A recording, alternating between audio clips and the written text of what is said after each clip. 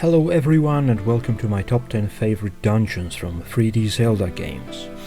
I fell in love with the series with Ocarina of Time, and its dungeons were the one thing I liked about it the most.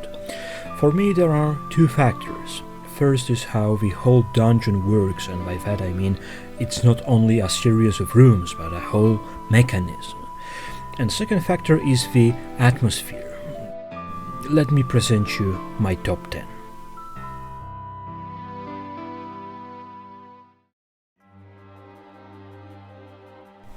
Breath of the Wild is an exploration game, not a dungeon-solving game.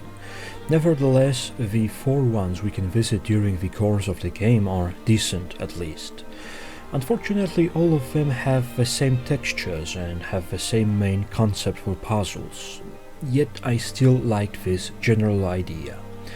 The Meadow was the first dungeon I had visited, and the novelty of the idea that you can change the basic structure at will had taken me by surprise. I liked later dungeons as well, but this was the most memorable discovery about them for me. The atmosphere was great. Floating above the surface, where you can see all the background details moving below the dungeon, gave it a sense of scale and a feeling that you still are a part of the world. The music gave it a sense of urgency and desperation, tapping into the characters of champions, who were supposed to operate the ancient beasts, but were deceived and eventually perished. They cry for your help, and there is even a hidden SOS signal in the music themes. This all combined tells the best kind of story, the one which you write on your own.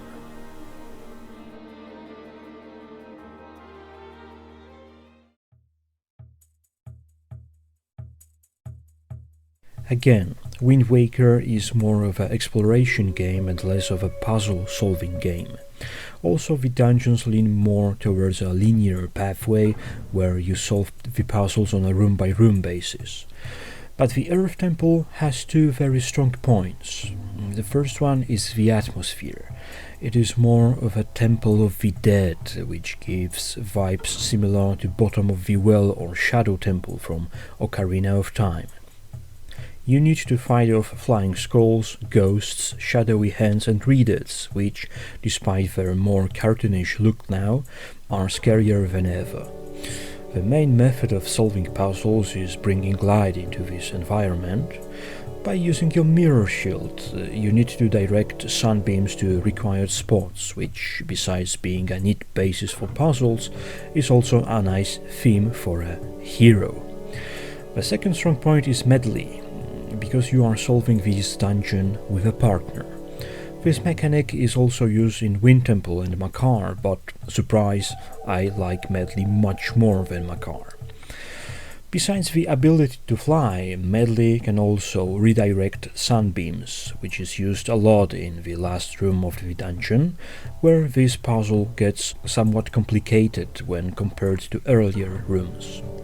You also need to protect her, which adds to you being a true hero.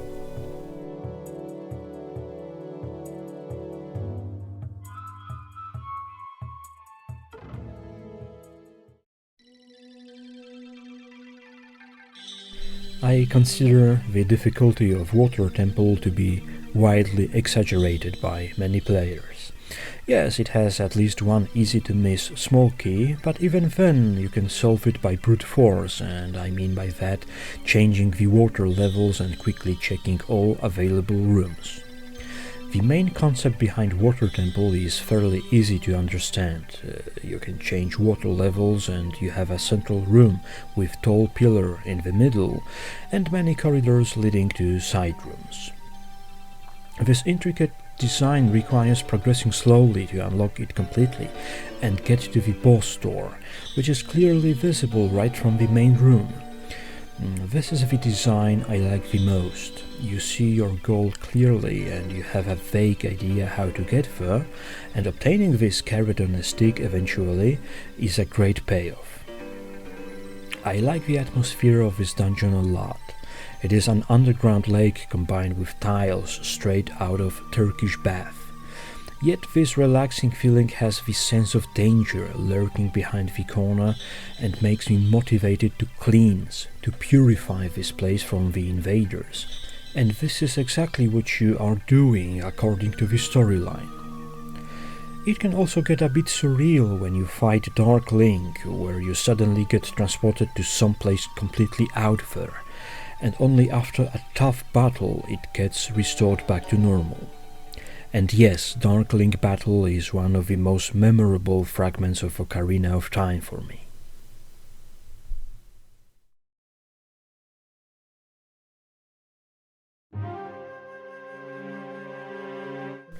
Many dungeons stick out from their surroundings. They are usually temples, often built into rock walls, or are just adapted caves. Sometimes the locations can get weird, like Jabu Jabu's Belly, but Snow Peak Ruins tries to be as normal as possible. This is an abandoned mansion with rooms like kitchen, chapel and armory, and all of these are interwoven into dungeon structure, where we are led by Yetta to search for small treasures. As we do it, we learn how the rooms connect with each other, and we make use of devices like cannons to clear out our path.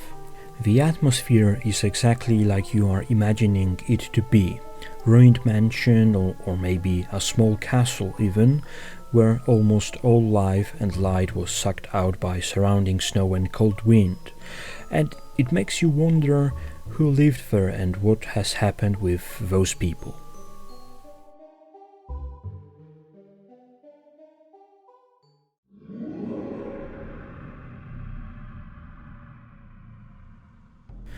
This dungeon combines familiar elements like ghost chasing from Ocarina of Time's Forest Temple and desert setting from Spirit Temple from the same game. While it starts familiar, the later part of the dungeon gives the player a very unique and downright cool device, the spinner. This mechanical skateboard is not only fun to use, but also is a part of some larger mechanisms. It is something which I like a lot. It is also a crucial part of a boss fight, which I consider to be one of the best in the franchise. Surprisingly fast-paced, and it reminds me of a card mine section in Donkey Kong 64. This combination of familiar and completely new mechanics makes this dungeon to really stand out. And this place is cursed.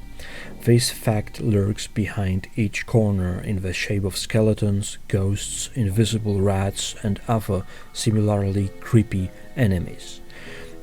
The textures and general design give you the feeling that you are delving deep into a dangerous place where normally you should never go, and you are able to lift the curse and become victorious when you go outside and find the Mirror of Twilight eventually.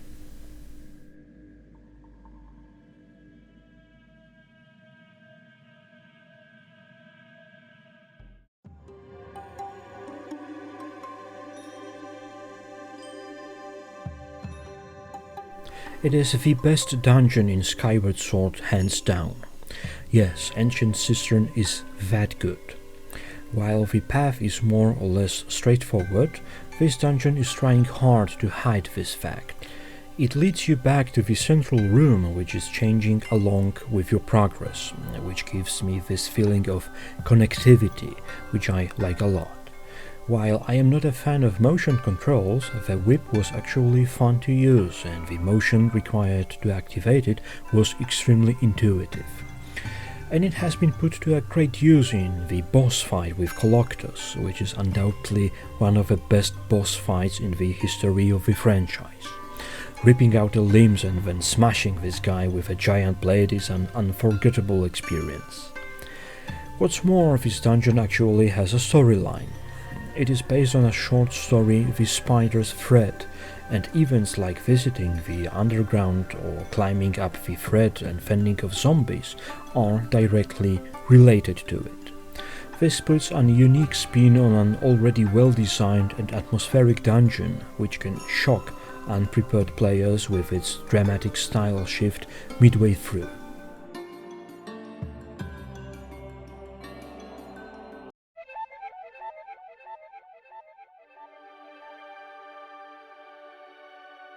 The weirdest dungeon in Twilight Princess.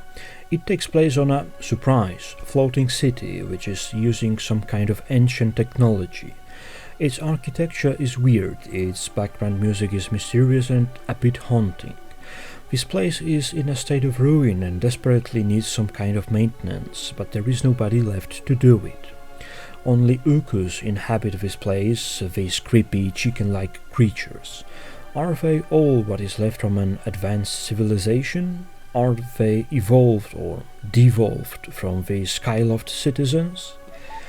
Contrary to many literal dungeons, temples and others, this location has many open areas and sometimes is bathed in sun, which gives it quite a positive, albeit desolate vibe.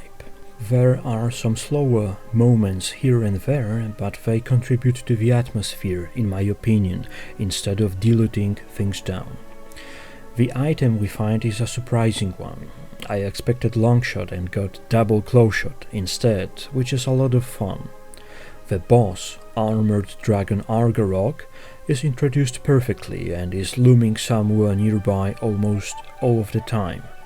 The final showdown is great with the storm going on and the fact that you have to climb up quite high to bring down this big and heavy enemy.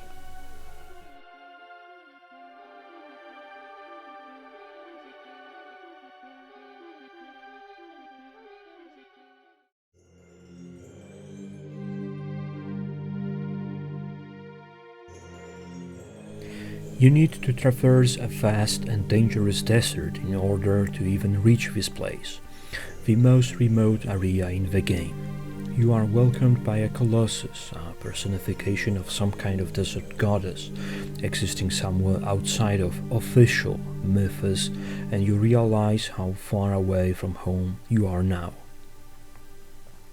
You have to enter this dungeon as Child Link and progress up to a sudden halt, and then come back as an adult Link, a mechanic not used for a dungeon before. While the mirror shield found there has a limited use, this revisit to a dungeon is the main hook here, and allows you to reflect on your progress through the game up to this point. Past, present, future. The Master Sword is a ship which you can sail upstream and downstream through time's river. The music here is hypnotic. The slow beat of the drum underscores the main melody perfectly. I always imagine this place as ancient, full of dust and sand.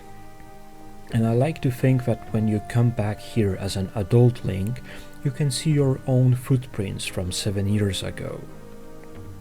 Also, what the hell is this texture? Who made this painting, or primitive stone engraving, and what is it supposed to represent? Is it a relic of even more ancient times incorporated into the stone walls of Spirit Temple? Was there something else before it was adopted into Temple as we know it? In the 3DS remake, the heads resemble cartoony skulls, which takes something away from my theories, but nevertheless the combination of primitive caves, sand, dimmed light and decorations and writings of a faraway culture is the thing which makes this dungeon memorable and unique to me. All these elements culminate in the boss room and the fight, which can get crazy with colorful areas of damage with molten lava spewing right from the middle of the platform.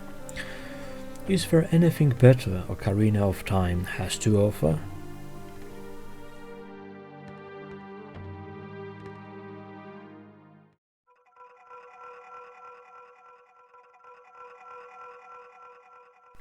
This is the first dungeon after Link wakes up as an adult, witnesses the destruction of the whole Hyrule Castle, observes how his home in Kokiri Forest has turned into a dangerous place.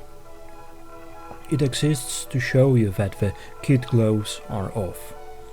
The music assaults you as soon as you take your first step there.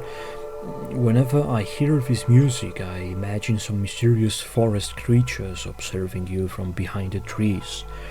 They feel so perfectly, in my opinion, recreated in Breath of the Wild's Lost Woods. Inside you need to battle 4 mischievous ghosts and slowly restore light into the dark rooms. You go through stone hallways where a giant hand can grab and insta-kill you. You need to go down the well and go through a long foggy corridor. The atmosphere is heavy, yet I never felt scared of this place, but definitely immersed. As I have mentioned, this is the point in the game where your mission becomes a serious one, and so do your hardships. This is the first big step, and if you make it, you will be on your path to becoming a true hero. But first we need to beat that boss, Phantom Ganon. The fact that he can leap from painting to painting was mind-blowing to me when I saw it for the first time.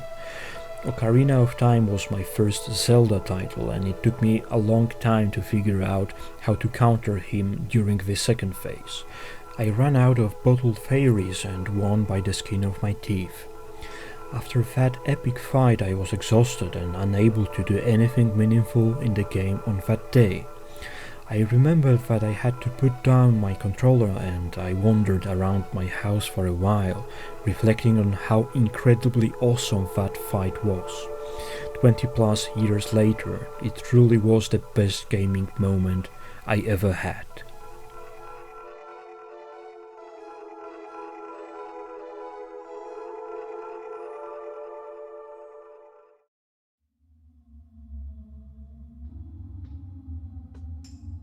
I consider Stone Tower Temple from The Legend of Zelda Majora's Mask to be the best dungeon in 3D Zeldas.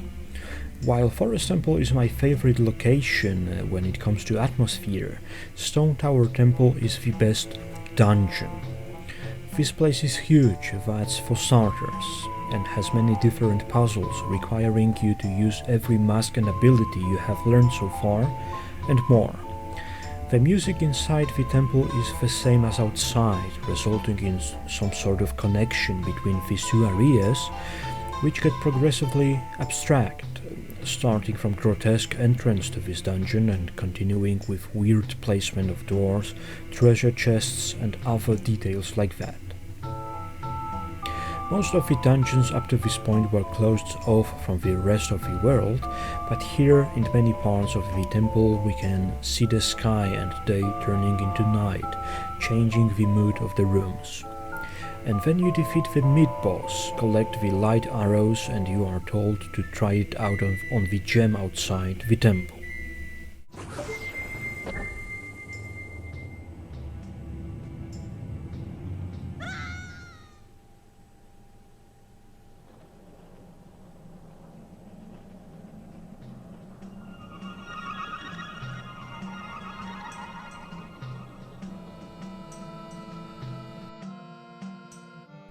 I was playing this game blind because back then I had no real choice to do otherwise. I had no guides at my disposal, YouTube was not even an idea at that point I guess, so there was no possibility of this moment getting spoiled. This whole thing goes upside down, and I mean everything. You have sky below your feet and this sudden moment of realization. All the odd placed elements now can be accessed and you rush there to investigate. This meticulously crafted dungeon reveals its master design in one moment to stun the player, and every element was working towards this moment. Even music, which incorporates reversed sounds now. While the boss is nothing to write home about, the combination of haunting, exotic music, the colorful design, the shock moment, and, what's the most important, the way how the whole dungeon changes makes it the best one so far. Sadly, later, there was nothing better than that in my opinion.